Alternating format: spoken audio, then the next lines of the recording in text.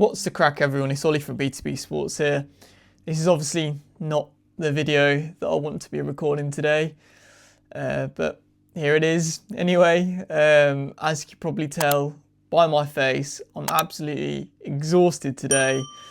I stayed up until 4 a.m, gone 4 a.m. to watch the Minnesota Vikings completely crumble under the pressure of the playoff lights. They were absolutely battered, in all honesty.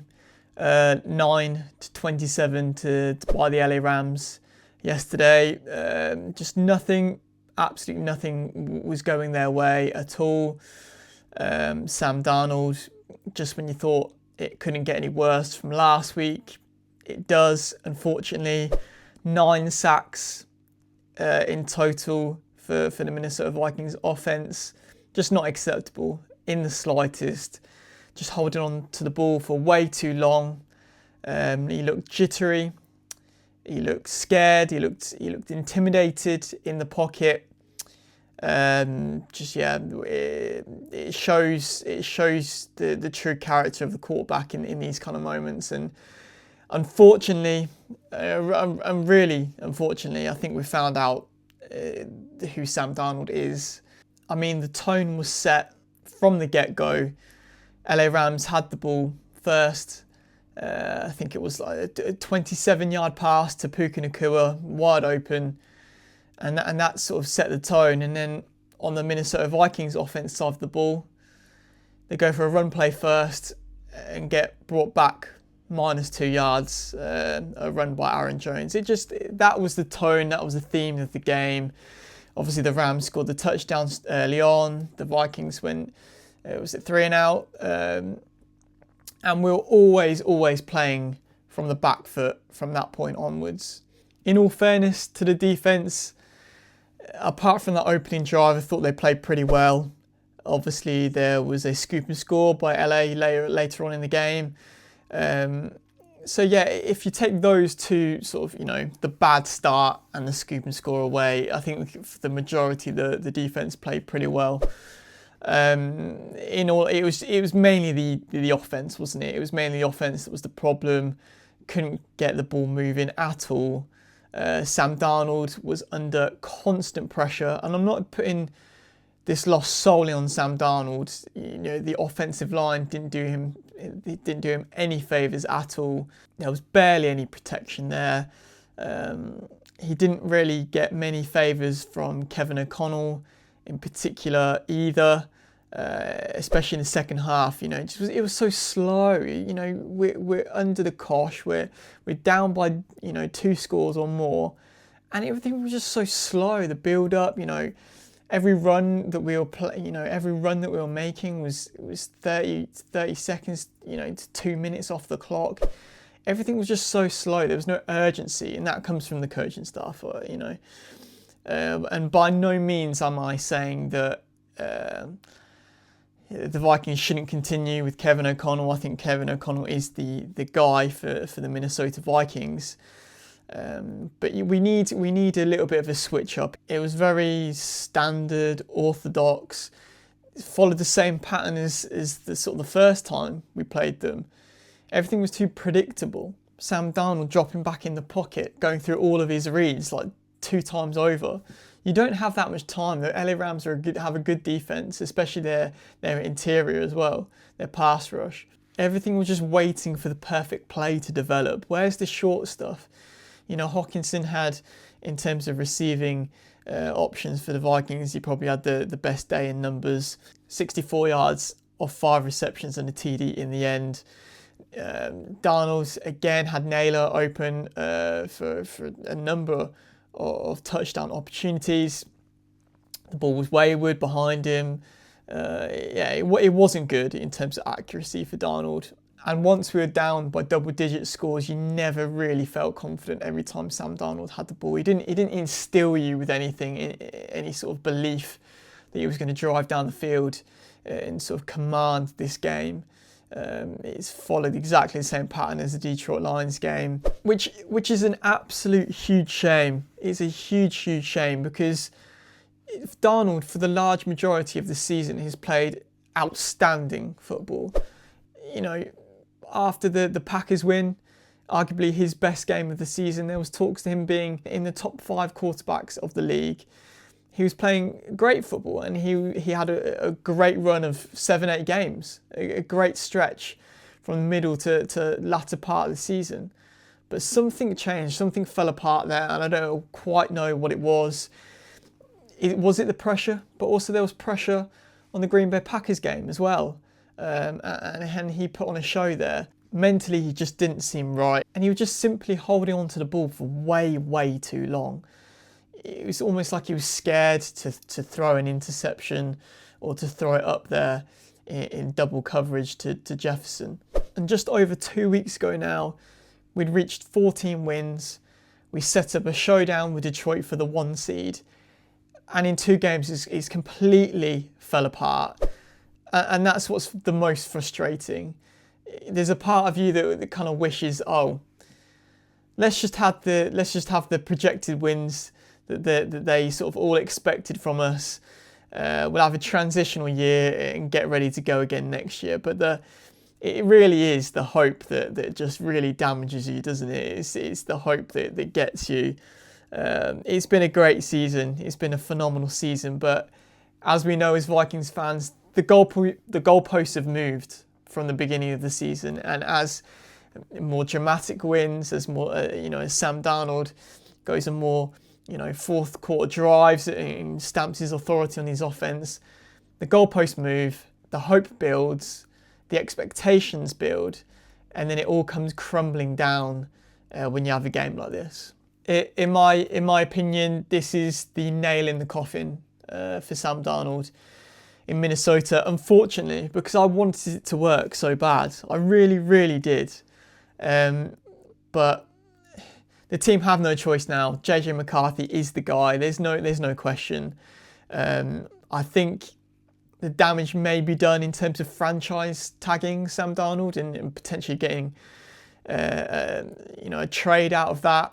I think it's damaged the amount of money he will receive from another team, how much he'll be offered. I still think there's a starting role for him out there, but it certainly is going to be a little bit more tricky after these 2 weeks than first anticipated. I fully expect the team to go with JJ McCarthy and have Daniel Jones as a backup. JJ McCarthy put out on his socials, was it Fatty Amor? Sort of a Latin phrase for, I'm sort of paraphrasing here, but sort of this is the journey, this is the path I'm meant to be on, win, lose. I think he knows that this is his team next year. It's a shame. It is a real shame for Sam Darnold because he played so well at times this season. He took us on an amazing journey of memories, something that we never really anticipated this season to happen. I feel for him as a guy. He's come from the trenches and built a name for himself, and he's taken one step forward and a couple of steps back in these past couple of games. I think we all need to thank Sam Darnold for what he's done in Minnesota this season.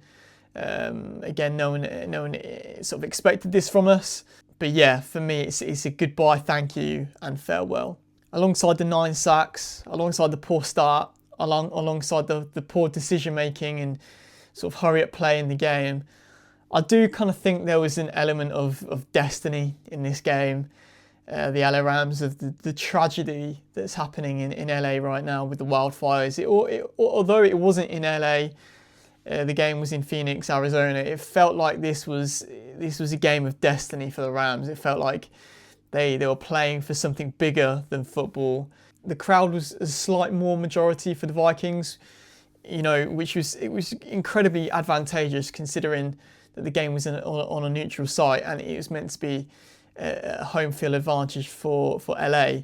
But yeah, it just felt like they weren't going to lose, especially after their quick start. It had an air of inevitability about it. The LA strong signs were prevalent in the stands. And I feel like this whole emotion of the past week or two for LA, the players and their fans, I feel like it's given them more of an emotional edge over the Vikings, I'm afraid to say. it's a real shame for your season to end like this. The playoffs in the NFL is brutal. It's savage. 1 minute you're flying, 14-win team. The next you're going home in the wildcard weekend round. I feel for Harrison Smith, an absolute legend from the Minnesota Vikings, a safety that has been there, done that. He's not got the ring, but he's come as close as you possibly can get in terms of his playing career. He's a future Hall of Famer, in my opinion, for sure. He's helped develop and mentor players like Josh Metellus and Cam Bynum, and you can see the emotion coming out of him in some of the post-game interviews. He probably, this is going to be the end for Harrison Smith unless he takes again another pay cut and maybe a reduced role in some capacity. It's so sad to see. Harry the Hitman has been, ever since I've been supporting the Vikings, he's been that stable guy in the defense, in that safety position, making the plays, whether that be sacks, whether that be interceptions, whether that be consistent tackles. He is the guy. He's the linchpin of this defense, and it'd be sad to see him not there, and it'll be a big eye opener to see what this defense will do without him there. He's sort of commanding that defense and being that sort of that safety net for the guys that are sort of working the roster. So if this is the last time we see you in purple, thank you from the bottom of my heart.